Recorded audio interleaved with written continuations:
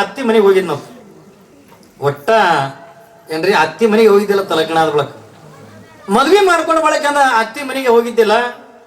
ಇವ ಹೆಣ್ತಿಗೆ ಅಂದ ಅಂದ ಏನ್ರಿ ಅಂದ್ಲು. ಯಾಕೋ ನಿಮ್ಮ ಅವನ ಜೀವ ನೆನಸ್ಲಕತ್ತದ, ಅದಕ್ಕೆ ನಿಮ್ಮ ತವ್ರ ಮನೆಗೆ ಹೋಗಿ ಬರ್ತೀನಿ ತಿಳ್ಕೊಳ್ಳೋದು.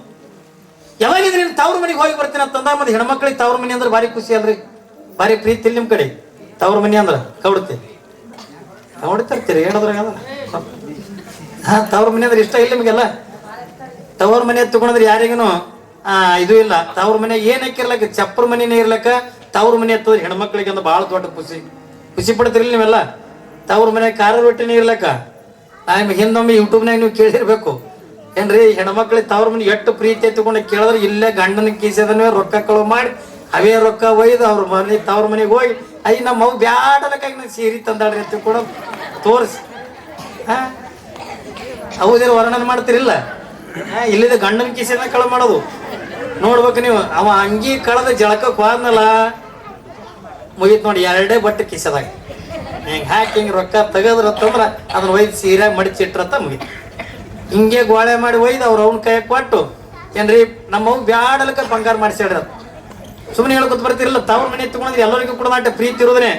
ಅದಕ್ಕೆ ಒಬ್ಬ ಜಾನಪದ ಕವಿ ಎಷ್ಟು ಚಂದ ಹೇಳ್ತಾನೆ ಇಲ್ಲಿ, ತವ್ರ ಮನೆ ಎತ್ತಂದ್ರೆ ಹೆಣ್ಮಕ್ಳಿಗೆ ಯಾವಾಗಿಂದ ಸಮಗಾರ ಹರಳಯ್ಯನವರು ಪಾದರಕ್ಷೆ ಮಾಡತಕ್ಕಂಥ ಕಾಯಕವನ್ನು ಮಾಡ್ತಿದ್ರು. ಒಂದು ದಿವಸದಿಂದ ಬೆಳಗಿನ ಜಾವ 8 ಗಂಟೆ ಸಮಯ ಆಗಿದೆ. ತಲೆ ಮೇಗಿಂದ ಪಾದರಕ್ಷೆ ಗಂಟನ್ನು ಇಟ್ಕೊಂಡಾರೆ.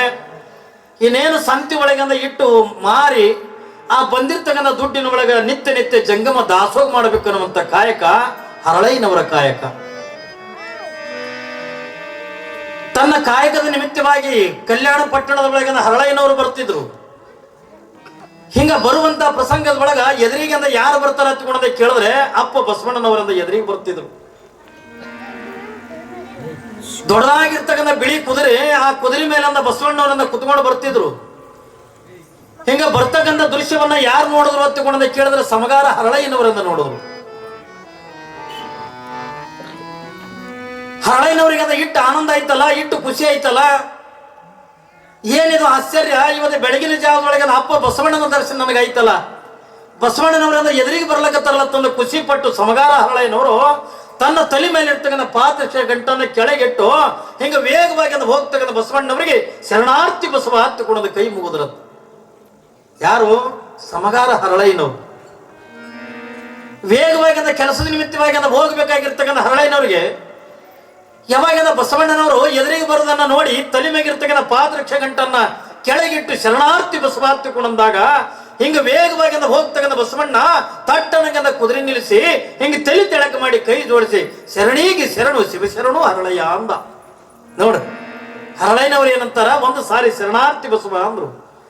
ಆದ್ರೆ ಬಸವಣ್ಣನವರು ಅಟ್ಟೆ ಅಂತ ಬಿಡ್ಲಿಲ್ಲ ಏನ್ರಿ, ತಿರುಗಿಂದ ಬರೀ ಶರಣಾರ್ಥಿ ಅನ್ಬೋದಾಗಿತ್ತು.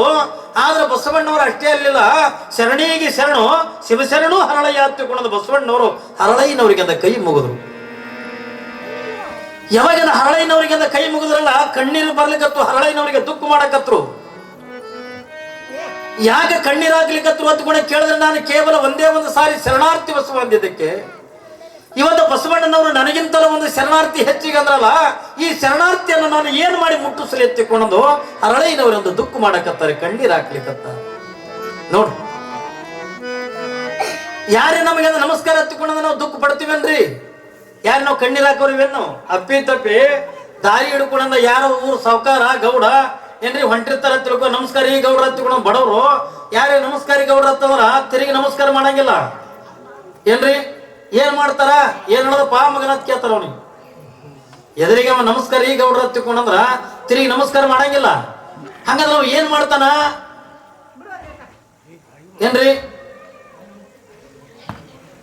ನಾವೆಲ್ಲ ಯಾರ ನಮಸ್ಕಾರ ಮಾಡಿದ್ರಂದ್ರೆ ನಾವು ತಿರುಗಿ